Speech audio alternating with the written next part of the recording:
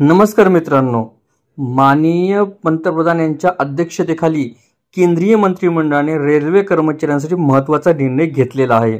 बुधवारी झालेल्या बैठकीमध्ये 2024 ते 2025 या आर्थिक वर्षासाठी 10.91 लाख गैर राजपत्रित रेल्वे कर्मचाऱ्यांना 78 दिवसांच्या पगारा इतका उत्पादकता संलग्न बोनस म्हणजेच PLB देण्यास मंजुरी देण्यात आली आहे। या बोनससाठी सरकार 1866 कोटी रुपये खर्च करणार आहे। प्रत्येक कर्मचाऱ्याला कमाल 17,951 रुपये मिळणार आहेत। हा बोनस दुर्गा पूजा आणि दसऱ्यापूर्वी दिला जाणार आहे। पण 78 दिवसांचा बोनस असताना कर्मचाऱ्यांच्या हातात फक्त 17,951 रुपये का येतात?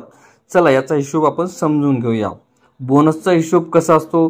रेल्वे कर्मचाऱ्यांसाठी PLB योजना 1979 पासून लागू आहे।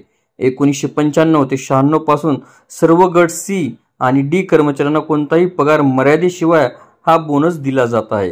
ही योजना रेल्वेच्या उत्पादकतेचे मोजमाप करण्यासाठी तयार करण्यात आली। यामध्ये माल वाहतुकीसाठी शुद्ध टन किलोमीटर आणि प्रवासी किलोमीटर या व्हिडिओला सविस्तर बघण्यासाठी कृपया डिस्क्रिप्शन बॉक्समध्ये दिलेल्या लिंकवर क्लिक करा आणि संपूर्ण व्हिडिओ पाहावा।